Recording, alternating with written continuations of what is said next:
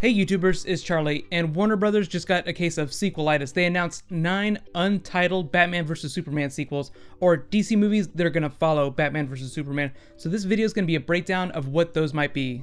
About half of them are pretty obvious choices like Superman and Batman sequels. It's when we start thinking about the other 4 or 5 that things get interesting. And if you're just finding me for the first time, I do Marvel and DC videos every week. Be sure to subscribe to get everything.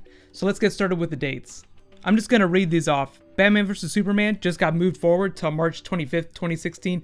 Warner Brothers decided that they didn't want to compete with Captain America 3. Those 2 movies were set to come out at the same day. It was kind of funny because when they made the announcement, Marvel people were tweeting these Captain America panels from the comics showing him being a badass, standing his ground. Mostly it's just big studios slapping each other around, which is kind of funny. But the reason why we should care about this is because we get to see the movie 2 months earlier than we normally would, which is awesome. So then we get into the mystery movies. Here's what the dates are. August 5th, 2016, June 23rd, 2017, November 17th, 2017, March 23rd, 2018, July 27th, 2018, April 5th, 2019, June 14th, 2019, April 3rd, 2020, and then June 19th, 2020. So that is a freaking giant list. Why did they announce all those movie dates without announcing any names?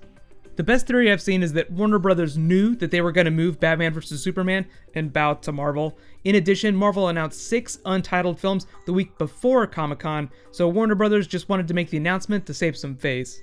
Both studios absolutely do not care what each other does. Like, the people at Marvel don't care what the people at DC do, or it's really Warner Brothers that make the movies, and the people at Warner Brothers don't care what the people at Marvel do. It's really the big money people, the CEOs and the board members of those companies that care a lot. It's a situation where someone in a boardroom says, we need to make $1 billion each year. Each one of your comic book movies makes X dollars, so we need to make X per year for the next 5 years. It's a financial thing, which sounds kind of silly, and it totally is. But what are these movies going to end up being? Back in June, there was a list that supposedly leaked from inside Warner Brothers. The interesting thing about that list is that the release dates that were on it were completely false, but the titles were totally right. That included like the Shazam movie, the Green Lantern Flash crossover, the Man of Steel sequel. Supposedly Warner Brothers was going to announce that at Comic-Con, but maybe when they learned that Marvel wasn't going to announce any of their mystery movies, they decided to hold off. There were 6 movies that were listed. Here's what they are. There was Shazam, Sandman, Justice League, Wonder Woman, the Flash Green Lantern team-up, and Man of Steel 2. So that's only 6 of the 9 that Warner Brothers announced dates for. So here's a status update for what's going on with them. So first up is Shazam. That movie has been in development for a long time with The Rock. A long time ago, he was attached to the project, but it just didn't end up happening. He's still at the top of their list, so think of it as like a Rock Shazam movie. It will happen, and when it does happen, it will be a Rock movie. So then there's Sandman. This project has an even bigger history.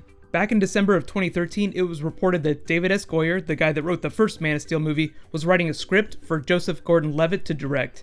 Their version was the Neil Gaiman Sandman, not the Wesley Dodds Sandman that was part of JSA. Before that, James Mangold, the guy that did the last Wolverine movie with Hugh Jackman, he was going to do it as a TV show with HBO. That was pre-Game of Thrones, pre-True Blood, so I'm totally not surprised that HBO did not move forward with it, just because they hadn't had a really big fantasy hit yet. And if you did hear about it, there is a CW series that's also in development, although it's currently status unknown. It's for Hourman though, not Sandman. I know The Flash hasn't even started, but the CW is developing a Rex Tyler Hourman TV show.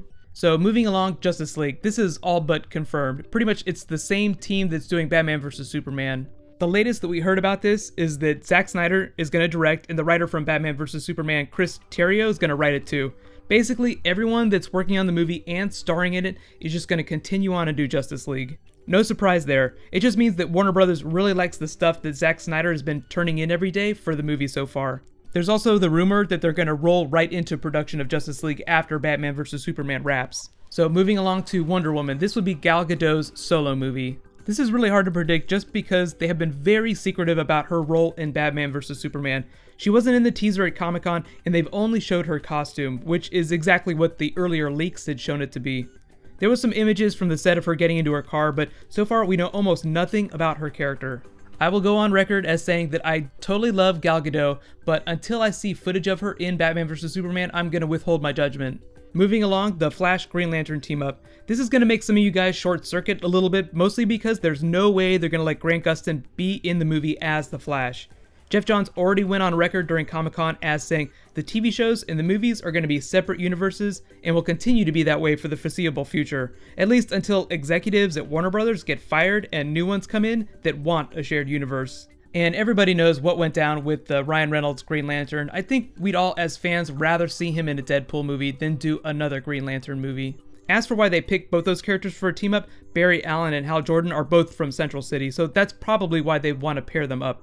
And lastly, onto the Man of Steel sequel. This was originally going to be what Batman vs. Superman was, until they stuffed it full of so many A-list actors and characters that it turned into a Justice League prequel. The next solo Superman movie is just going to be its own separate thing. It's just going to have a smaller cast and it'll focus more on Henry Cavill's character. So like I said, the dates for when those movies are going to come are kind of in question, but the titles are solid. Like, those are the movies that they're planning on doing. My thoughts are that they're going to focus on the Holy Trinity first, just because they're their A-list talent. Superman, Batman, Wonder Woman, Justice League. So it's likely that Justice League will be the first one after Batman vs. Superman. They'll just roll right into production after the last day of filming on Batman vs. Superman. It just makes sense from a production standpoint. If Batman vs. Superman is going to be successful and they have all the same crew under contract and all the same actors, then they'll just roll right in with maybe like a short break. They'll just want to maintain people's attention spans. Because it takes so long to make these movies, the sooner you start, the sooner you can release it. So after that, there's a big question mark. Do they go with the next Man of Steel movie, or do they go with a solo Batman movie, the first movie for Ben Affleck? I definitely think they'll let Ben Affleck write his first solo Batman movie. They might not let him direct it just because of scheduling conflicts. It wouldn't be crazy for him to do both, it'd just be nearly impossible. Directors on those movies basically go without sleep for 2 years straight. Acting on top of that would make it almost impossible without a life model decoy. So after that, we basically have 6 movies figured out. There's still 3 left. What are those going to be?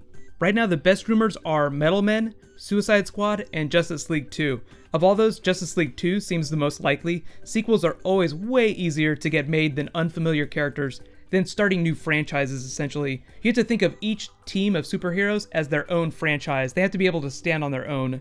As comic book fans, the Metal Men and the Suicide Squad are totally familiar, but whenever studios think about developing these franchises, they're thinking about people that have never read a comic book. They're thinking about like the horde of people who will go see movies and pay for tickets, but have absolutely no idea who these characters are. So Suicide Squad, I totally buy as like an Expendables type movie. If you ever saw John Carpenter's Escape from New York or Escape from Los Angeles, they were awesome movies, but Snake Plissken, the main character, gets dumped into an urban war zone with a kill switch wired into his brain. Amanda Waller did the exact same thing during Arrow's Suicide Squad episode last year. Think of a Suicide Squad movie as a $100 million version of that Arrow episode. Metal Men is the big question mark. As an alternative choice of that, I really think that they should do a movie centered on a villain, like make the villain the protagonist of a movie. How many of you guys would pay to go see a movie about Darkseid, or Sinestro, or Jason Todd, or some other DC big villain? I feel like that's something that people want and would be a lot of fun to make. It's something that hasn't been done by DC or Marvel yet though. But now it's your turn. Let me know in the comments, what DC movies do you want to see them make? In related news, I'm seeing Ninja Turtles tonight. It's going to be fun in a whole different way than Guardians of the Galaxy was, so you should all go see it, but just remember that it's supposed to be a fun movie, not an Oscar-winning movie. I'll be posting my review for that tomorrow morning. Don't worry, there'll be spoiler warnings. You can click right here to get that. I'll add the annotation as soon as I post it. And you can click here to get a breakdown of the Batman vs. Superman trailer at Comic-Con. Thank you so much for watching. I'll see you guys tomorrow. High fives.